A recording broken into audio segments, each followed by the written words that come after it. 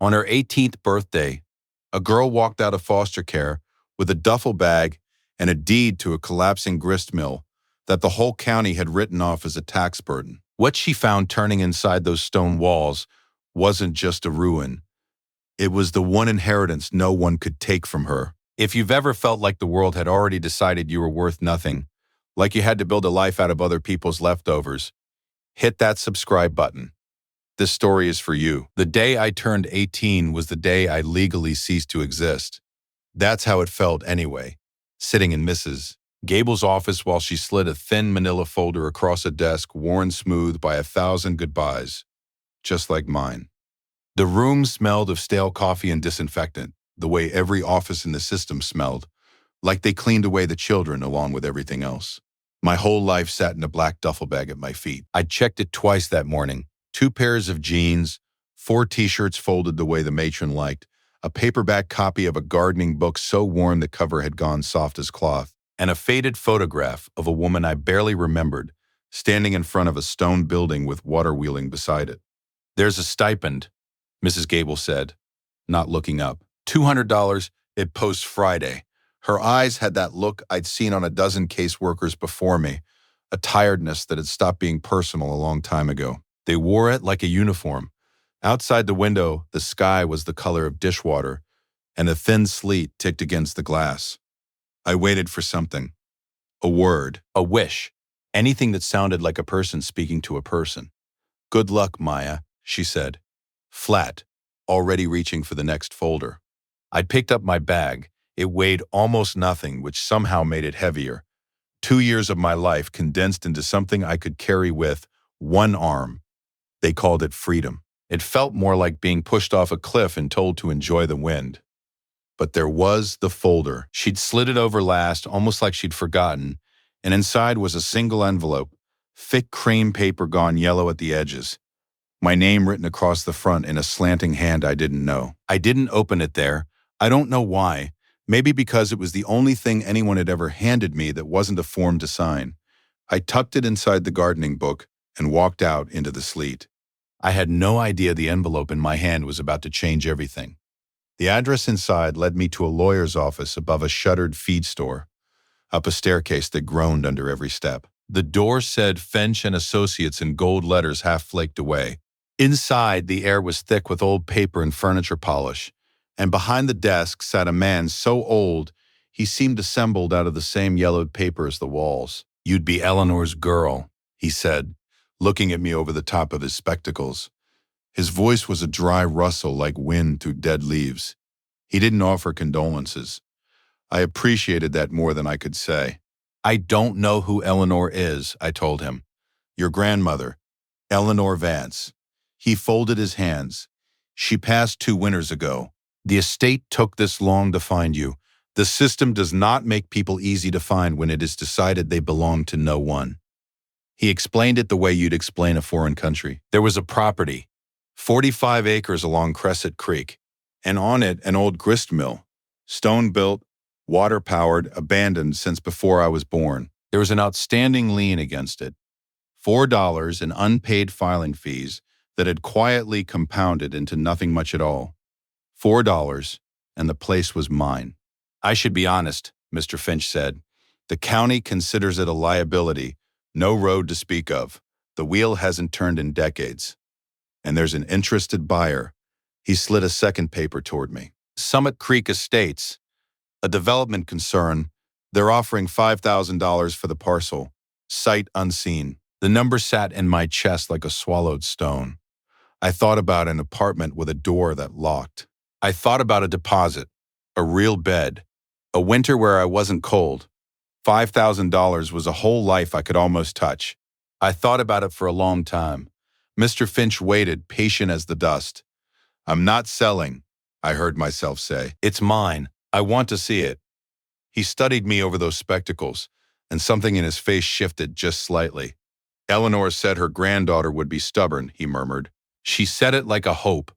The bus rattled its way out of the city's gray orbit, past skeletal strip malls and salted parking lots, and into the rolling, empty expanse of the hill country. I watched the world change through a smeared window. The buildings thinned, the trees thickened. Snow that had turned to brown slush in the city lay clean and white in the shadows here, clinging to the north side of every hill. Somewhere past the second hour, the air coming through the cracked window stopped smelling of exhaust and started smelling of pine needles and damp earth, and something in my shoulders that had been clenched my whole life loosened a quarter inch.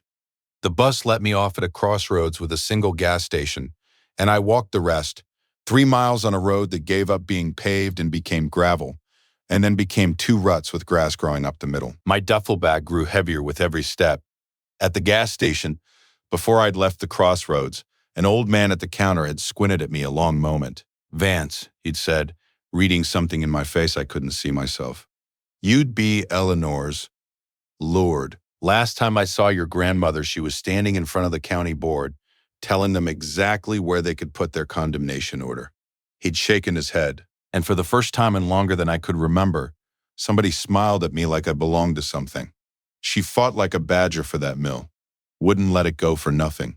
Then I came over the last rise and saw it, and my heart dropped straight into my boots. It was worse than the photograph. The roof of the mill had buckled in along one side. Half the windows were gone, just black holes staring back at me. The great water wheel hung crooked and gray, draped in dead vines. The creek beside it choked with ice and fallen branches. Everything sagged. Everything had been let go. I stood there in the cold with my one bag and almost turned around and walked the 3 miles back. But I'd come too far to turn around. And besides, there was nowhere to go back to. What I saw waiting for me there made me want to run. I'm so glad I didn't. The key Mr. Finch had given me was long and iron and cold as a blade in my hand. I fitted into the great lock on the mill door and turned. There was a loud protesting screech of metal on metal, decades of rust giving way, and then a solid, satisfying clunk. The lock sprang open. The door swung inward, and a wave of trapped air washed over me, musty and thick with the smell of damp earth, rust, and old grain gone to dust. I stepped inside. Shafts of dusty sunlight cut down through the broken roof, falling across a vast and silent interior. My footsteps echoed off stone walls. The great millstone sat in the center of the floor, patient and gray, and above them the wooden machinery rose into the gloom, like the bones of some enormous animal that had lain down here to die. It felt less like a building than a held breath. I walked through it the way you walk through a church, quiet, like I might wake something. And there, in the very center of the floor, sitting in a single fallen blade of sunlight, was a wooden grain chest, old oak, banded in iron, and unlike everything else in that ruin, it had no dust on its lid. Someone had swept it clean. Someone had set it there waiting. I knelt and lifted the lid. Inside were jars, glass canning jars, dozens of them, packed in straw, and inside each jar were bills rolled tight and bound with twine. I lifted one out with hands that had started to shake. 10s and 20s, soft with age. I counted one roll, slowly, my lips moving like a child's. $1,000. I counted the jars, there were more than 20. My mind refused to process what I was seeing. I knelt there on the cold stone with a fortune in my lap, and the math wouldn't hold still in my head. 20,000 more from a woman the world had told me had abandoned me. I sat down hard on the cold floor, my legs suddenly weak, and then a strange, choked sound came out of me and echoed off the walls, and I realized I was laughing. Then the laughing turned into something else, something deeper, a sob that had been waiting 18 years to come out, and I let it. I sat in that fallen square of sunlight in a ruin that was mine, and I cried until there was nothing left. When I could see again, I noticed it. Beneath the jars, beneath the last layer of straw at the bottom of the chest, there was a leather journal, and tucked into its cover an envelope with my name on it in that same slanting hand. I didn't open it right away. I held it for a long time first. Then I broke the seal. "My dearest Maya," it began, "if you are reading this, then I am gone, and you have found your way home at last. I have written this letter 100 times in my head over the years, and I have to trust that the words will come now when they finally matter." I had to stop. I read that line 3 times. Home. She'd called it home before I'd even decided to stay. "You will have been told that I abandoned you. I need you to understand that the opposite is true. When your mother died, there were debts, not hers, but your grandfather's, owed to men who do not forgive debts in money. They would have taken everything, and a child is everything. The only way to keep you safe was to let the system take you somewhere they could not follow, somewhere with no Vance name attached to find. I let them think I was a hard old woman who didn't want a baby. It was the hardest, best lie I ever told. I have your mother's heart, but you, my girl, you have my stubbornness. I have counted on it your whole life. The page shook in my hands. I made myself keep reading. The money in the chest is yours, to keep you while you decide. But it is not the inheritance. The mill is the inheritance, and the mill is worth more than any of them know. When the county dammed Crescent Creek upstream 40 years ago, they granted this property a water right that was never revoked, first claim on the flow, in perpetuity, recorded and sealed. They have forgotten it exists. The developers buying up this valley cannot build a single thing without water, and every drop of it must pass through your land first. You do not own a ruin, Maya. You own the key to the whole valley. The deed and the water grant are sealed beneath the floor. Lift the loose stone at the base of the south wall. The foundation is the key. Everything starts with the foundation. Her last line was underlined twice. I sat in the dark a long while after, holding the letter, feeling like the dead were speaking out loud through the page. The next weeks were a blur of hard physical labor. I found the loose stone exactly where she'd said, and beneath it, an oilcloth packet holding the deed, and a heavy sealed document with a county embossment I couldn't read, but knew, somehow, was worth more than every dollar in those jars. Then I went to work on the mill itself. I patched the worst of the roof with tarp and salvaged tin, climbing rafters that swayed under me until I learned which ones to trust. I chopped wood until my hands blistered and the blisters broke and the skin underneath went hard. I hauled water up from the creek in buckets. I sanded the old oak grain chest down to honey-colored wood and made it my table. I learned from books at the little town library and from a retired millwright named Henry, who heard there was a Vance back at the old mill and drove out one morning without being asked. He showed me how the wheel and the gearing fit together, his rough hands gentle on the wood. When I tried to pay him, he wouldn't take it. Your grandmother fed half this valley flour through the bad years, he said. We don't forget that, even when the county does. The town began to choose me in small ways. George at the hardware store let me buy nails on credit and waved off the ledger. Martha from the diner dropped off a box of mismatched pots and pans and a jar of soup, no explanation gone before I could thank her. Henry kept turning up. One gray morning he stood looking at me, sunburned and bone-tired in my filthy coat, and said, Son, sorry girl, you look like you've been through a war and lost twice. Then he grinned and handed me a thermos of coffee, and it was the first time I'd laughed without crying after in as long as I could remember. Then the letters started. Summit Creek Estates, the offer up to $25,000 now. Then a different tone, words like blight and condemnation, and a mention that they would petition the county to declare the parcel a public nuisance. They were trying to scare a girl off her land. They didn't know whose granddaughter I was. I walked into Mr. Finch's office, not knowing it would be the most important meeting of my life. There were two men at the table in suits that cost more than the bus that had carried me here. They stood when I came in and smiled, and their smiles never reached their eyes. They spoke about community, about partnership, about progress and the bright future they were bringing to this forgotten little valley. We understand the sentimental value, the older one said, sliding a paper across the polished wood. We'd like to remove any obstacle to a fair outcome. The number on the paper was $250,000. The room went very quiet. I looked at that number a long time and I let myself feel it, the full weight of it, everything it could buy. And then I thought of three things, in order. I thought of the feel of the oak under my sandpaper, the honey color coming up out of the gray.